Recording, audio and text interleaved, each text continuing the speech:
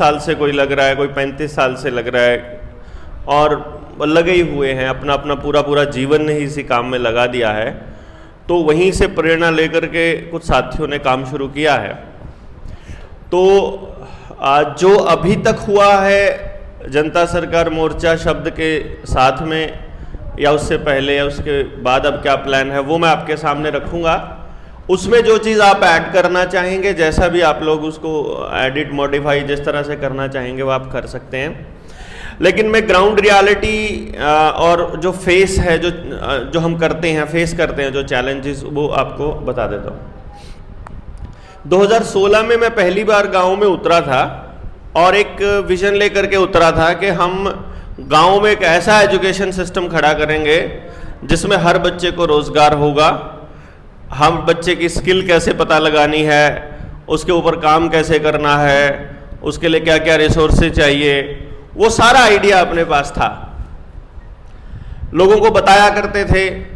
कि भाई आने वाले वक्त में तुम्हारे बच्चों के साथ ही होने वाला है। मैंने एक डायरी में लिखा हुआ था, मैं वो डायरी उनको दिखाता था कि देखना 2021-22 के अंदर ऐसा होगा कि तुम्हारे बच्चे आपस में एक दूसरे पर अटैक करने लग जाएंगे, माँ बाप पे अटैक करने लगेंगे, टीचर्स पे अटैक करने लग जाएंगे। तो वो तो 2017 में ही हो गया, मतलब 17 में ही ये रेयान स्कूल में एक बच्चे ने दूसरे बच्चे को मार दिया था। फिर आपने देखा होगा यमुनानगर में एक बच्चे ने प्रिंसिपल को ही गोली मार दी थी। बाद में वो हालात दूसरे बदले, फिर एक अपनी माँ को और अपनी बहन को छत से फेंक दिया था क्योंकि वो उनको रोज़ होमवर्क करवाने के लिए पुश करते थे, तो सिर्फ इसी चीज़ के लिए। तो वो चीज़ें बहुत पहले हो गई। और लोगों को जब समझाया गया तो मैंने एक चीज़ नोटिस करी कि वो जो आपने अगर, अच्छा आप नहीं थे, हमने एक ट्रेनिंग कंडक्ट की थी यहाँ, जहाँ हमने ये बताया था कि पूरी सोसाइटी के अंदर कितने टाइप के लोग रहते हैं, उनका थॉट प्रोसेस कैसा है, कितने लोग केवल अपनी सत्ता के लिए जिंदा हैं, कितने लोग केवल अपने फायदे के लिए जिंदा हैं, कितने लोग केवल दिखाने के लिए काम कर रहे हैं, और कितने लोग भावना में आकर काम कर रहे हैं। वो प्रतिशत का और पूरा डिटेल हमने दिया था कि इन लोगों को कैसे टैकल करना है और इन लोगों को किस तरह से समझाना है। वो हम पूरी टीम को हम समझाते हैं जब अपनी टीम तैयार करते हैं। तो इसमें हमने शुरुआत में क्या किया कि ये मैं आपको 2018 की बात बता रहा हूँ। हमने एक गांव में जाकर के हर घर में गए हम लोग, हर घर में, और वहाँ जाकर हमने एक रिसर्च पेपर तैयार किया, पूरा का पूरा डॉक्यूमेंट फॉर्म में हमने तैयार किया। आपके घर में कितने लोग हैं, कितने डंगर हैं, कितने साधन हैं, कितना अनाज है, क्या खपत होती है, कौन से स्कूल में बच्चा पढ़ता है, कितनी फीस लगती है, मोटरसाइकिल पे जाते हो छोड़ने कि ट्रांसपोर्ट किस तरह से यूज़ करते हो, बीमारियों का कितना खर्चा है, टेस्ट का कितना खर्चा है, कहाँ से इलाज कराते हो, धर्मगुरु किस तरह का है, आपका मेन थीम क्या है, दालें कितनी लगती है, चावल कितना लगता है, और चीज़ों पे कितना खर्चा है, शुरू से कपड़े कैसे खरीदते हो, मोबाइल कैसा है, उसका खर्चा कितना है, वो हमने टोटल डिटेलिंग निकाल के दी। और जब हमने बेसिक चीज़ें उनको बताई कि इस तरह का हमारा प्लान है, ऐसा गांव बनाने का योजना है, तो आपका क्या विचार है, तो बहुत से लोग शुरू में कि ऐसे बहुत लोग आते हैं, फिर कुछ ने कहा होना चाहिए, फिर उनके साथ मिलकर के हमने गांव में एक हफ्ते का 10-10 दिन का एक प्रोग्राम रन किया। और जैसे ही गांव वालों का विश्वास हमारे ऊपर आया तो पूरा का पूरा गांव खड़ा हो गया। फिर हमने एक एक पेरेंट को बुलाना शुरू किया। हमने शुरुआत करी उन लोगों से जो गांव के सबसे गरीब लोग थे और जो सबसे पिछड़े हुए कहे जाते हैं, जिनके बच्चे सरकारी स्कूल में पढ़ते हैं।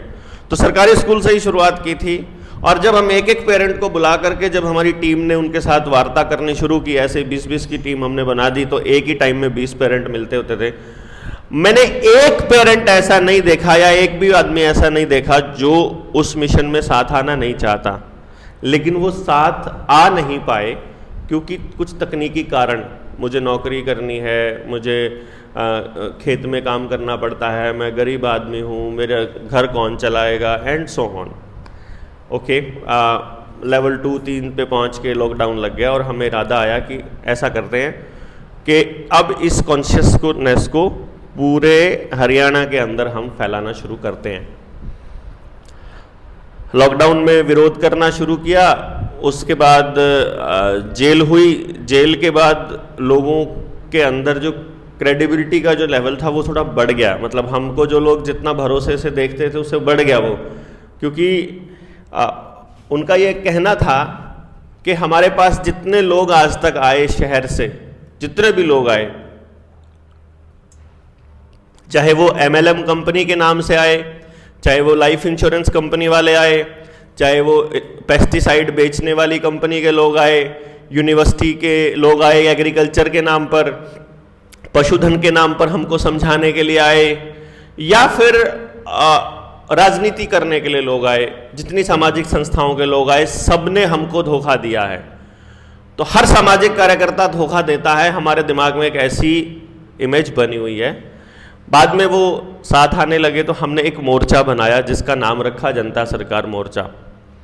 और फिर वही पॉइंट आया सबके सामने कि ये मोर्चा क्या काम करेगा और कैसे रहेगा। तो उसमें जो मुझे समझ आया वो ये आया कि जब भी हम कोई संगठन बनाते हैं तो कोई व्यक्ति जब उस संगठन में जुड़ता है तो वो अपने पूरे जीवन की क्रेडिबिलिटी उस संगठन को दे देता है। यानी उसने 25 साल काम किया और उसने जैसे ही मोर्चा ज्वाइन किया तो वो पूरी क्रेडिबिलिटी मोर्चे की हो गई समझो। तो हमने इसलिए इसका एक तरीका रखा कि इसमें कोई प्रधान नहीं होगा, कोई हेड नहीं होगा, कोई संगठन नहीं बनेगा, और सबके सब अपने अपने संगठनों को लेकर के एक फ्रंट तैयार करेंगे।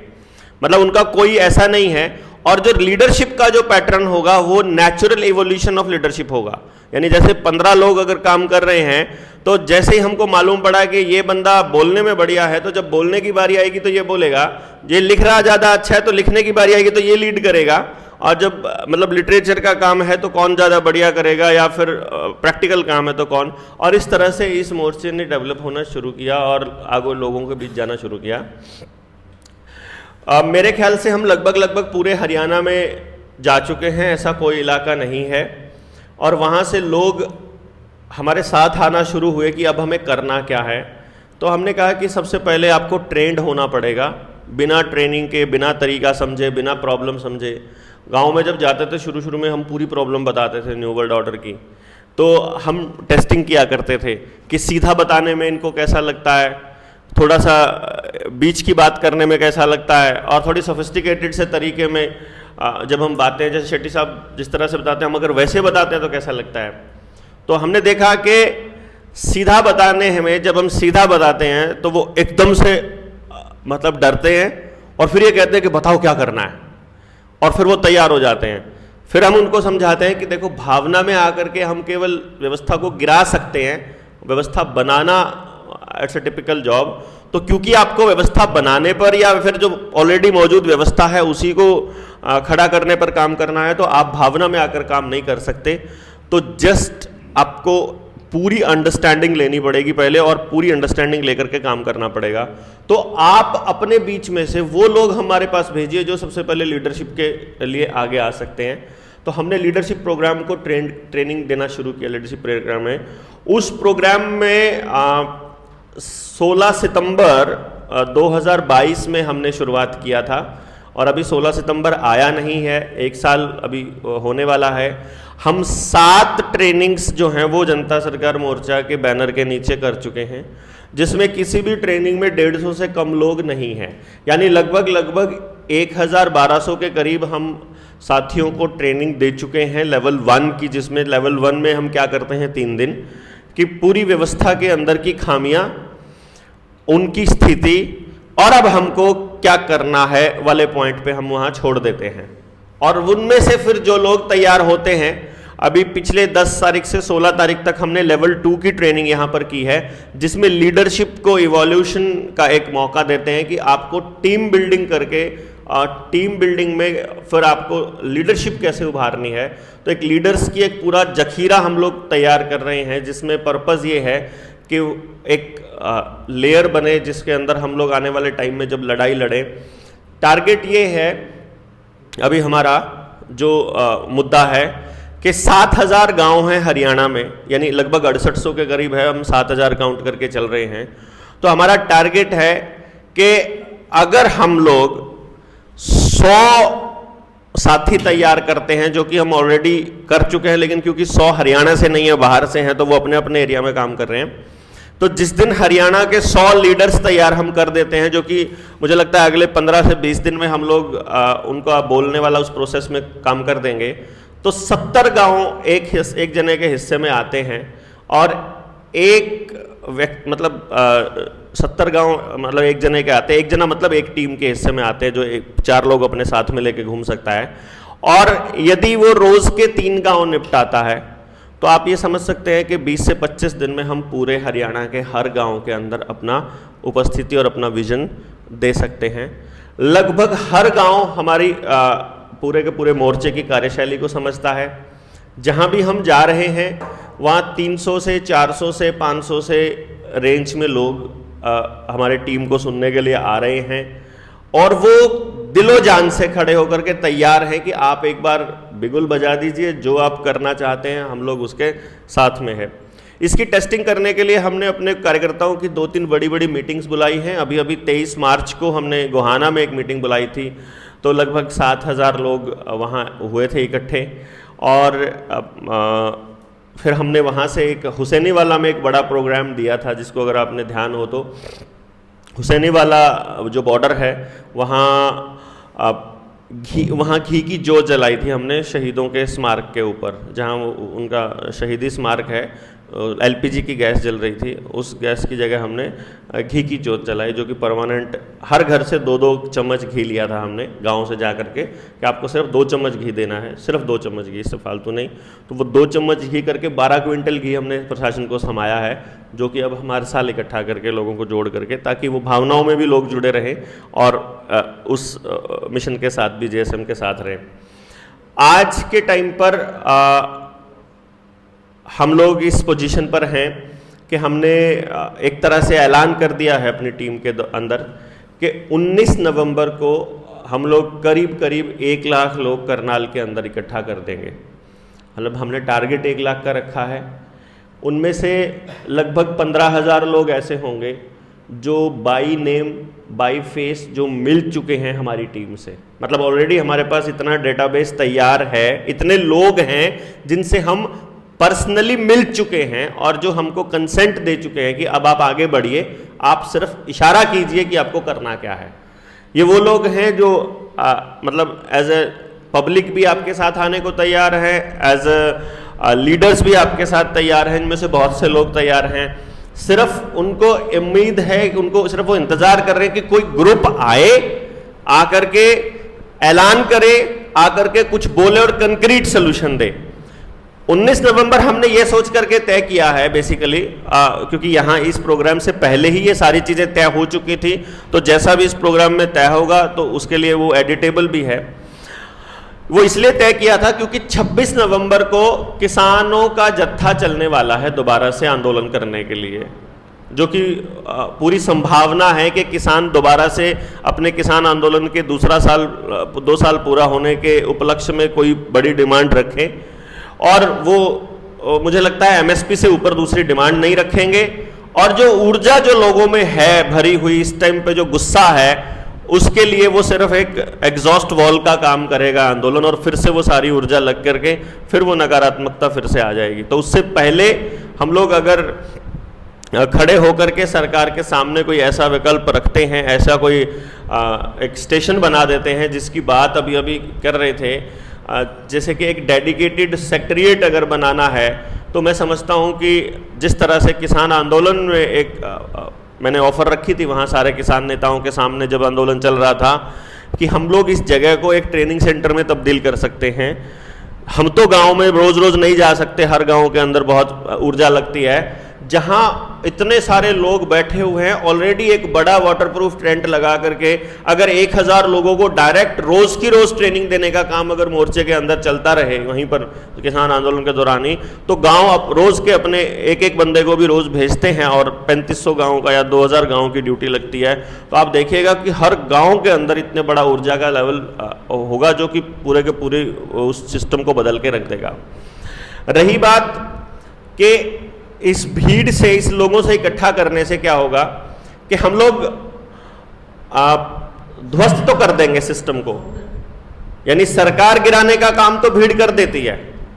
सरकारों को पलटने का काम तो भीड़ कर देती है, लेकिन भीड़ कभी भी कंस्ट्रक्शन का काम नहीं करती है, नवनिर्माण का काम जिसकी बात हम कर रहे हैं कि कल को यदि नवनिर्माण की दिशा में लेकर के जाना है देश को, तो उस केस में हम लोगों को एक्सपर्ट्स की ज़रूरत पड़ेगी, जिनका स्वास्थ्य के ऊपर एक्सपर्टाइज है, जिनका हेल्थ के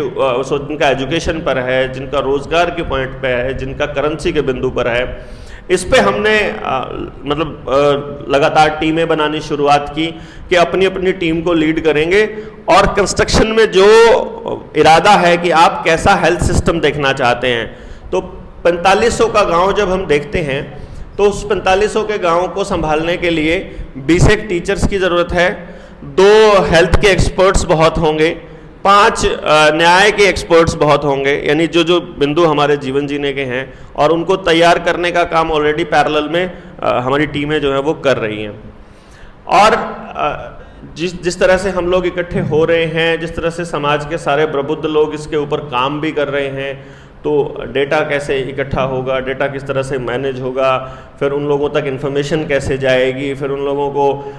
मतलब किस तरह से लीडरशिप कैसे इवॉल्व होगी उनकी, ये सारा काम हमारे पाइपलाइन में ही है कि जैसे जैसे लोग साथ आते जाएंगे वैसे वैसे हम आगे बढ़ते जाएंगे। इस दौरान में एक और काम हमने शुरुआत किया है कि जो जितने भी लोग कर्जदार हैं समाज के अंदर और जिनसे कर्जा नहीं दिया जा रहा है, ख़ास तौर पे जो किसान वर्ग है, उसका लगभग 99% किसानों की ज़मीन जो है वो बैंकों के पास गिरवी पड़ी है। और अगर मैं बात करूं, जैसे आप महाराष्ट्र से आते हैं तो वहाँ तो मैंने देखा था 70,000 रुपये के ऊपर एक एकड़ ज़मीन को हथियाने का काम बैंक कर रहे हैं। तो हम लोग ने नागपुर में भी एक प्रोग्राम किया था जिसमें 30-35 किसान थे जिनकी ज़मीन नीलाम उस दिन होनी थी, तो हम लोग वहाँ पहुँचे, हमने वो दस्तावेज़ बैंकों को पकड़ाए और उसके बाद वो ज़मीनें किसी की भी नीलाम नहीं हुई है। ऐसा करके सैकड़ों की संख्या में ऐसे लोग इस टाइम पे मौजूद हैं जिनके, जो आज संजीव जी ने जो आज करेंसी के ऊपर पूरा डिटेल में बताया है, अभी भी यानी इन्होंने क्या किया कि कॉइनेज एक्ट 2011 तो बना दिया, लेकिन ये आईपीसी को रिपील नहीं कर पाए, और दूसरा जो आरबीआई एक्ट 1934 है उसको ये छेड़ नहीं पाए, और तीसरा पेपर करेंसी एक्ट 1882 को ये लोग छेड़ नहीं पाए। अब क्या है, पेपर करेंसी एक्ट 1882 के अंदर जो लिखा हुआ है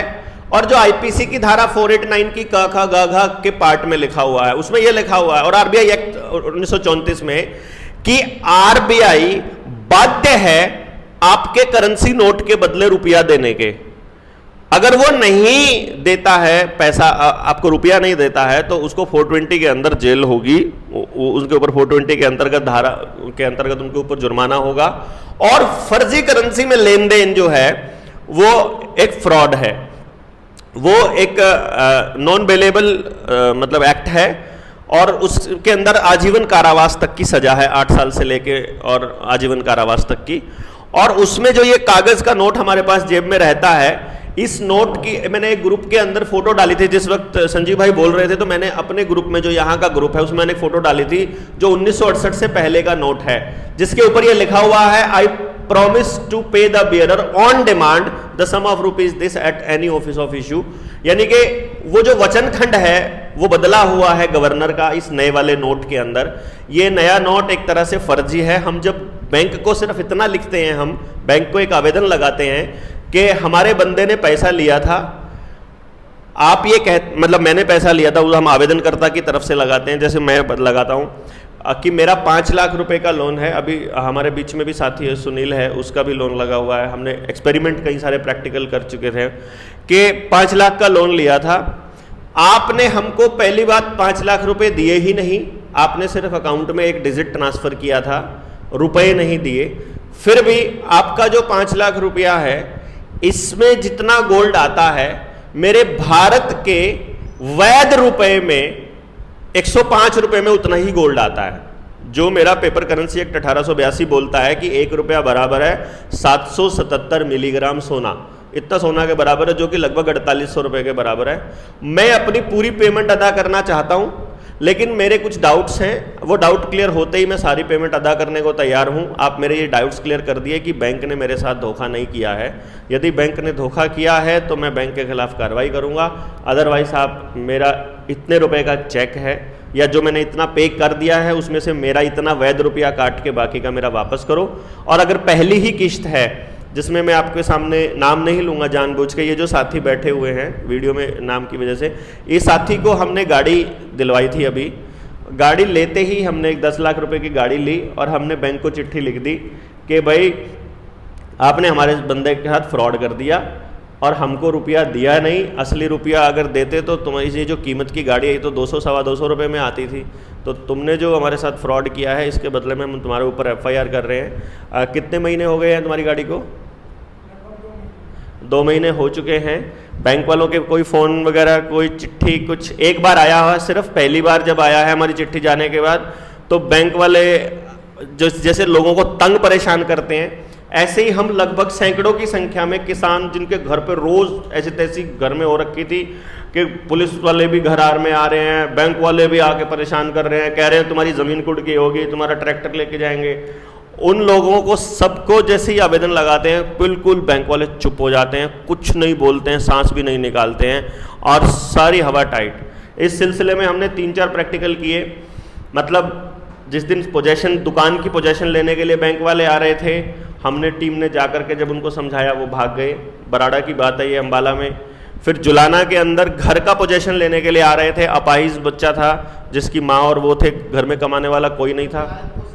भी। हाँ, गांव को साथ में लेके हम समझाते हैं और पूरा समझाते हैं। समझाने के बाद जब बैंक वालों से 4 सवाल पूछते हैं और हम उनको ये कहते हैं लिखित में कागज़ दे रखा है, लिखित में ही हमको जवाब चाहिए, उसके बाद आप चाहें तो घर को कब्जा करके ले जा सकते हैं। गाड़ी, दुकान, यहाँ तक कि 2 ऐसे केसेस आए जहाँ बैंक ने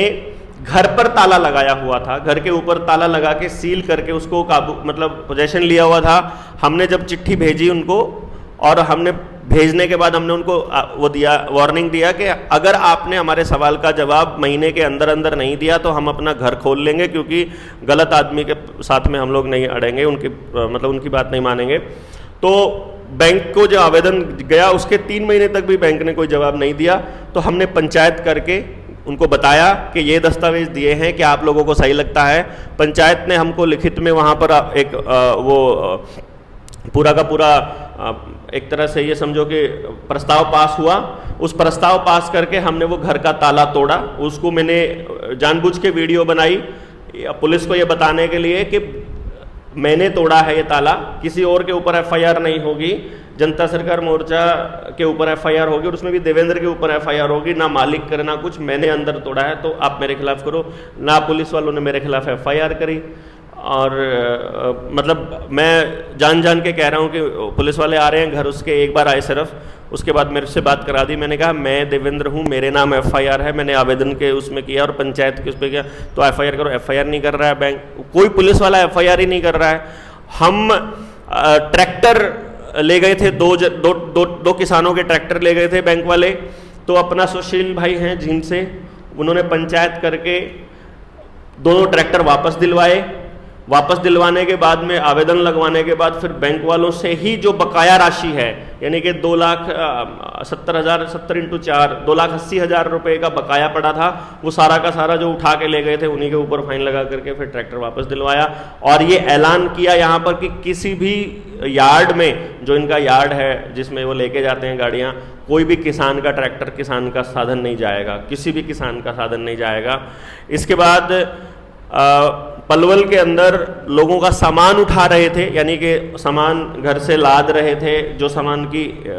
वो रखी थी, फाइनेंस कर रखा था और घर का भी फाइनेंस था, तो वो सामान, लादा हुआ सामान, वो वीडियो जो है वो हमने जारी किया था लोगों को ये बताने के लिए कि आपको बैंक वालों से कैसे बात करनी है, आपको अपने आवेदन में किस तरह से लिखना है, आपको क्या करना है जब बैंक वाले आपके घर आते हैं। तो उस दिन से लेकर के आज तक जहां भी जनता सरकार मोर्चा का कोई भी साथी होता है, किसी की भी जमीन कुड़की नहीं होने दी हमने, किसी का भी मकान नहीं जाने दिया, किसी को भी बैंक के इस पूरे के पूरे फ्रॉड को पूरा पर्दाफाश कर दिया। तो एक तरह से पूरे हरियाणा छोड़िए, भारत के अंदर अभी 1, 2, 3 तारीख को महाराष्ट्र में धाराशिव में, उस्मानाबाद में लगभग 500 लोगों की ट्रेनिंग है। वहाँ से आते ही जयपुर में 500 लोगों की ट्रेनिंग है। वहाँ से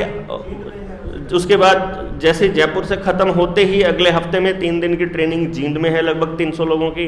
तो इट्स ए कॉन्टिन्यूस प्रोसेस जिसमें रोज़ नए लोग जुड़ रहे हैं, और मैं समझता हूँ आने वाले टाइम में हम लोग एक मास मोबिलाइजेशन की दिशा में